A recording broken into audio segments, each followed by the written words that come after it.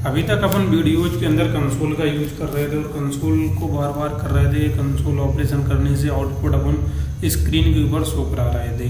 इस वीडियो में अपन देखने वाले हैं कंसोल ऑब्जेक्ट कितने होते हैं, कंसोल के अंदर कितने फंक्शन होते हैं, कंसोल को किस तरीके से यूज किया जा सकता है और ऐसे कौन कौन से अलग तरीके हैं जिनका अपन यूज कर सकते हैं, कंसोल को मैनिपुलेट किस तरीके से किया जा सकता है। तो मैंने यहाँ पे एक HTML का कोड लिख रखा और HTML के अंदर अपनी जो JS की फाइल है jshero.js उसको मैंने यहाँ पे इसको ऐड कर रखा है। जावास्क्रिप्ट हीरो कोर्स को अगर आपने अभी बुकमार्क नहीं किया है तो अभी तक आप बुकमार्क जरूर कर लें। तो सबसे पहले अगर आपको ब्राउजर के ऊपर कंसोल ऑपरेशन को देखना है तो आप कैसे देखेंगे, जैसे कि मैंने इसको गो लाइव करके रखा तो हम गो लाइव पे जाएंगे और आपको मालूम होगा कि HTML के अंदर गो लाइव किस तरीके से करते हैं। आई होप तो आप क्या करेंगे, इस तरीके से इंस्पेक्ट करेंगे और इंस्पेक्ट के बाद कंसोल पे जाएंगे और कंसोल पे जाने के बाद अपने किसी भी ऑपरेशन को आप परफॉर्म कर सकते हैं। जैसे मैं इसको रीलोड करता हूँ एक बार तो यहाँ से खाली हो गया है। तो अपन जैसे इस जगह पे अगर कुछ भी लिखना चाहते हैं, जैसे कंसोल डॉट लॉग करके अपन हेलो वर्ड लिखना चाहते हैं, कंसोल डॉट लॉग और हेलो अकेले लिखना चाहते हैं तो इस तरीके से अपन लिख सकते हैं। हेलो लिख के आ जाएगा। अनडिफाइन क्या है, अनडिफाइन यहाँ पे कुछ नहीं है। अनडिफाइन जो भी यहाँ पे लिखते हैं वो अनडिफाइन आ जाता है। जैसे यहाँ पे 4 लिख देंगे या अगर 5 लिख देंगे तो 5 इस तरीके से निकल के आ जाता है, वो उसी तरीके से अनडिफाइन आ गया। तो अब बात आती है कंसोल के ऊपर किस तरीके से लिखते हैं, ये तो जान लिया, लेकिन कंसोल के अंदर क्या क्या चीज़ें हैं इसको किस तरीके से मालूम पड़ेगा। इस तरीके की मालूम करने के लिए अपन क्या करेंगे, console dot log console dot log और कंसोल ऑब्जेक्ट को यहाँ पे प्रिंट करा के चेक करेंगे।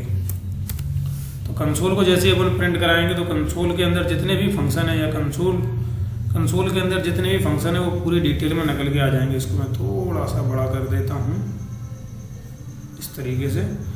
तो इसके अंदर जितने भी फंक्शन है, assert, clear, context, count, reset, debug, directory, direct XML, error, group collapsed, group end info, log, memory. Log का अपन यूज अभी करते हैं डेली बेसिस पे, जब भी अपन जावास्क्रिप्ट यूज करते हैं तो कंसोल लॉग का यूज नॉर्मली अपन करते ही हैं।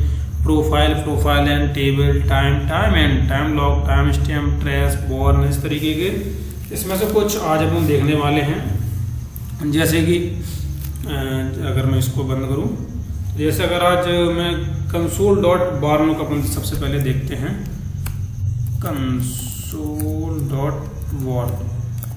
तो इसके अंदर अपन जो भी लिखते हैं तो उसको लिखने का जो तरीका है वो अलग तरीके से आ जाता है। जैसे मैं हेलो लिखता हूँ, ऊपर अपन ने जब कंसोल डॉट लॉग के अंदर हेलो लिखा और कंसोल डॉट बॉर्न के अंदर भी हेलो लिखा, कंसोल डॉट लॉग के अंदर भी अपन ने हेलो लिखा और कंसोल डॉट बॉर्न के अंदर भी, लेकिन इसको जब भी अपन इंटर दबाएंगे तो इसका जो लिख के आ रहा है उसको लिखने का तरीका अलग है, ऊपर लिखने का तरीका अलग है। अगर आपने ऊपर नोटिस किया होगा तो इसके ऊपर कोई भी पीले कलर की कोई लाइन नहीं है, नॉर्मल तरीके से लिख के आया है, लेकिन इसके ऊपर पीले तरीके की लाइन है। वो ये शो कराता है कि जो भी चीज़ हम लिख रहे हैं ये वार्निंग के फॉर्म में शो होगी आपके ब्राउजर के ऊपर।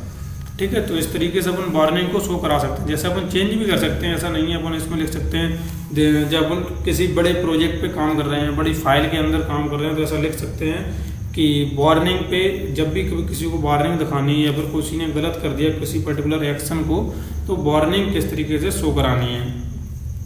इसी तरीके से एक और चीज़ है कंसोल डॉट टेबल बहुत अच्छी तरीके से यूज किया जा सकता है और उसके बहुत ज़्यादा फायदे हैं। जैसे मैं एक ऑब्जेक्ट बना के दिखाता हूँ। एक ऑब्जेक्ट मान के चलिए SAGAR.1 और इसी तरीके से रोहित .2 और सौम्या .3, इस तरीके से मैंने एक ऑब्जेक्ट बना दिया। इस ऑब्जेक्ट को नॉर्मल तरीके से अगर आप देखें तो इस तरीके से प्रिंट होता है, लेकिन अगर इसको अच्छी तरीके से अगर अपन को प्रिंट कराना है तो किस तरीके से कराएंगे, LOG करके देखता हूँ, नहीं आ रहा है लेकिन पूरा ही लिखना पड़ेगा, कंसोल डॉट लॉग और इस तरीके से अपन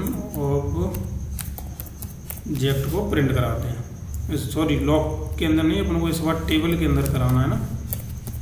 तो के भी। तो इसको अगर आप आउटपुट देखेंगे, अभी इसका आउटपुट देखेंगे और इसका आउटपुट क्या हुआ, अच्छा कंसोल के अंदर लिख रहे हैं तो इस तरीके से काम नहीं करेगा, लेकिन फिर से डिक्लेयर करना पड़ेगा। कोई बात नहीं, एक बार फिर से कर लेते हैं डिक्लेयर। जैसे कि ए की वैल्यू यहाँ पे 1 दे दो, फिर इसके बाद बी की वैल्यू यहाँ पे 2 दे दो, बस इतना ही रखो।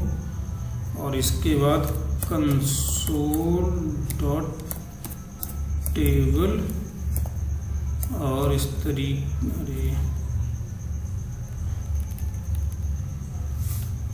तरीके से ऑब्जेक्ट को प्रिंट करो। क्या हो रहा है यहाँ पे, कोड लिखना थोड़ा सा मुश्किल हो जाता है, लेकिन आज मैं करके दिखाऊंगा आपको, आप टेंशन मत लीजिए। ये चीज़ें होंगी ज़रूर, क्योंकि ये समझना इसको कोड को किस तरीके से रिप्रेजेंट करता है, और तो थोड़ा सा आसानी देता है अपने लिए। कंसोल डॉट, इसको लॉग को अपन टेबल में कन्वर्ट कर देंगे, टेबल और ओबीजे को प्रिंट करा के देखते हैं। तो इसको रन करते हैं। सबसे पहले यहाँ पे भी अपन रन करेंगे तो अपन देखेंगे कि जो ऑब्जेक्ट था, जब अपन पहले ऑब्जेक्ट को प्रिंट करा देते तो वो अलग तरीके से प्रिंट होता था, और यहाँ पे अपन कंसोल के अंदर जो इसका आउटपुट देख रहे हैं तो वो एक अलग तरीके से प्रिंट होता है। उसी तरीके से अपन यहाँ पर भी अगर इसको देखेंगे तो अगर मैं इसको रीलोड करूँ यहाँ पे, तो अपना जो टेबल है वो इंडेक्स और वैल्यू के फॉर्म में यहाँ पर भी वो प्रिंट हो चुका है। तो इस तरीके से टेबल के जो भी अपना ऑब्जेक्ट हो उसको अगर अच्छी तरीके से शो कराना चाहते हैं, अच्छी तरीके से रिप्रेजेंट कराना चाहते हैं, तो अपन कंसोल डॉट लॉग की जगह कंसोल डॉट टेबल का यूज कर सकते हैं। और इसी तरीके से अपन एक पास एक और होता है console dot clear.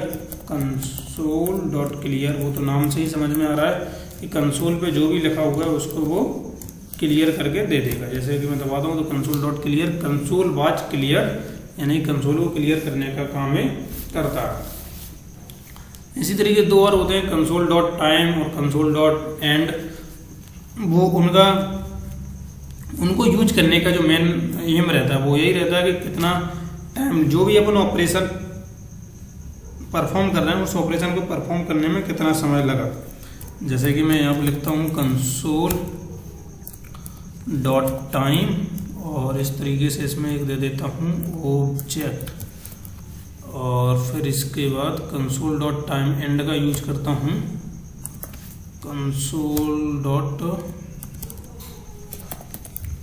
Time and का यूज करता हूँ। टाइम एंड का यूज करके यहाँ पर भी अपन ऑब्जेक्ट दे देते हैं। तो अभी मालूम पड़ जाएगा किस तरीके से कितना समय लेता है। यहाँ पे अगर आप टाइम देखेंगे तो ऑब्जेक्ट, ये वाला जो ऑब्जेक्ट जो आप देख रहे हैं इसके जो एग्जीक्यूट होने का जो समय इसमें बताया जा रहा है कितना समय लिया, 3.3036 मिली सेकेंड लिया। अगर आप उसको इंस्पेक्ट ब्राउजर पे भी देखना चाहते हैं तो इसको रीलोड करेंगे तो इसके अंदर भी टाइम आ जाएगा। इसके अंदर टाइम आ रहा है 0.29809, मतलब इस तरीके से इसका जो पूरा टाइम आ रहा है। यहाँ पे ब्राउजर पे अलग टाइम आ रहा है और यहाँ पे VS कोड के जो टर्मिनल स्टोर है वहाँ पे एक अलग टाइम आ रहा है। तो दोनों जगह पे, तो यहाँ पे आपको ये भी मालूम पड़ गया कि ये पूरी तरीके से इसके ऊपर डिपेंड नहीं करता है कि कोड के अंदर कितना टाइम आ रहा है, एक्चुअल में इसके ऊपर डिपेंड करता है किस ब्राउजर पे चल रहा है। जैसे कि जब इसको अपन ने क्रोम ब्राउजर के कंसोल पे खोला तब इसने 0.29 मिली सेकेंड का टाइम लिया। वहीं आपने अगर इसको अपने VS कोड के टर्मिनल पे खोला तो उसने 3.03 मिली सेकेंड का टाइम लिया। कोड एक ही है लेकिन वो अलग अलग टाइम ले रहा है। क्यों? क्योंकि वो अलग अलग इंजन पे चल रहा है, अलग अलग टर्मिनल पे परफॉर्म हो रहा है।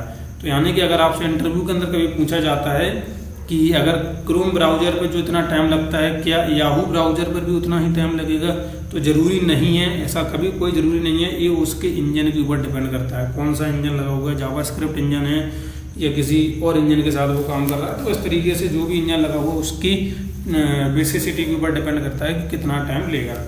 तो कुछ अपन ने फंक्शन देखे यहाँ पे कंसोल के, और कंसोल ऑब्जेक्ट भी पढ़ा, कंसोल ऑब्जेक्ट के अंदर कितने फंक्शन होते हैं उन सबको भी देख लिया। तो आज की वीडियो में फिलहाल इतना ही, मिलते हैं नेक्स्ट टाइम और देखते हैं फिर एक नई चीज़ जावास्क्रिप्ट का 0 से एडवांस लेवल, क्योंकि जावास्क्रिप्ट हीरो कोर्स है तो अच्छी लेवल पे जाना बहुत लाजमी है। मिलते हैं अपन नेक्स्ट वीडियो में।